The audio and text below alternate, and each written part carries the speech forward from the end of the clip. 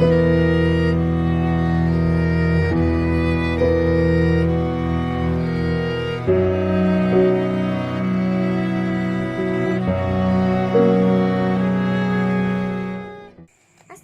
dan hai. Hari ini kita akan belajar tentang langit yang berpusing dan berubah, titik serta garisan di langit serta pergerakan bintang-bintang. Apabila kita meluangkan masa di bawah langit malam, kita akan menyedari bahawa bulan, bintang serta planet-planet timbul dan terbenam sebagaimana matahari. Perubahan ini disebabkan oleh pergerakan bumi. Matahari, bulan, bintang dan planet-planet timbul di bahagian timur dan terbenam bahagian barat kerana pergerakan bumi atau pusingan bumi yang bertentangan, iaitu dari barat ke timur. So, perubahan tersebut merupakan background langit yang meninggalkan kita apabila kita berpusing. Untuk memudahkan pemahaman tentang pergerakan objek di langit, astronomer pada zaman dahulu telah menggunakan konsep sfera samawi ataupun celestial sphere. Celestial sphere merupakan sfera imajinasi di mana pemerhati ataupun observer berada di tengah-tengah dan objek-objek di langit terbentang di latar belakang sfera samawi tersebut. Disebabkan kita berada di dalam sfera samawi ataupun di atas bumi, kita hanya dapat melihat separuh sahaja daripada bahagian langit dan separuh lagi telah dihalang oleh tanah yang kita jejak. Jom kita belajar sedikit tentang asas titik dan garisan berdasarkan sfera samawi. Cuba bayangkan diri korang berada di padang yang luas terbentang. Langit kelihatan seperti satu kubah ataupun dom yang besar.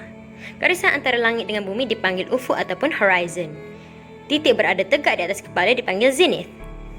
Garisan dari selatan menerusi titik zenith dan terus ke utara dipanggil meridian. Posisi sebarang objek dapat ditentukan dengan menyatakan arah dan ketinggian. Gunakan alat ukuran langit iaitu lengan untuk mengukur angular size dan angular distance objek di langit. Hari ini juga kita akan belajar tentang pergerakan bintang di bahagian kutub utara samawi, khatulistiwa samawi dan kutub selatan samawi.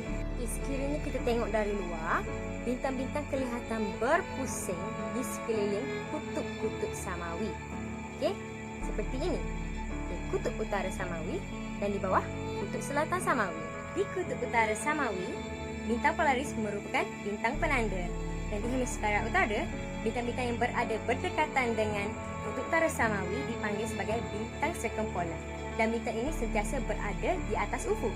Bintang-bintang ini tidak terbit dan tidak terbenam. So, kita dapat lihat bintang-bintang circumpolar ini membuat pusingan di sekeliling bintang Polaris. Di kutub utara, bintang-bintang yang berada di kutub selatan samawi tidak dapat dilihat kerana bintang-bintang ini sentiasa berada di bawah ufuk. Manakala di kutub selatan samawi, terdapat bintang penanda daripada Boreas Octans dipanggil Sigma Octantis ataupun Polaris Australis. Namun bintang ini tidak secerah bintang Polaris di bahagian utara. Dan seperti mana bahagian kutub utara samawi, bintang-bintang yang mengelilingi kutub selatan samawi juga dipanggil sebagai bintang-bintang circumpolar.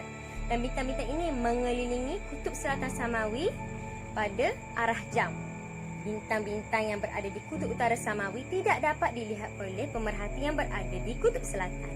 Okey, manakala khatulistiwa samawi, langit Malaysia ni, kita dapat melihat bintang-bintang bergerak selari antara satu sama lain menuruti garisan khatulistiwa samawi.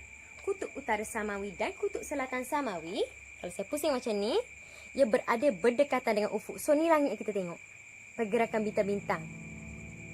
So, apa yang kita dapat tengok ialah kedua-dua bintang circumpolar yang berada di kutub utara samawi dan kutub selatan samawi. Bagus kan? So, bagi pemerhati yang berada jauh di bahagian utara, mereka hanyalah dapat lihat bintang-bintang ataupun burus-burus yang berada berdekatan dengan kutub utara samawi. Begitu juga pemerhati yang berada di kutub selatan atau jauh bahagian selatan, mereka hanyalah dapat melihat bintang-bintang yang berada berdekatan dengan kutub selatan samawi. Pemerhati di bahagian khatulistiwa samawi, mereka dapat melihat kedua-dua bintang circumpolar yang berada di kutub utara samawi dan kutub selatan samawi. Perubahan di langit tidak dapat kita tengok dalam masa satu malam sahaja. Tapi kalau kita sudah biasa berada di bawah langit malam, kita akan menyedari bahawa burus-burus juga berubah mengikut musim.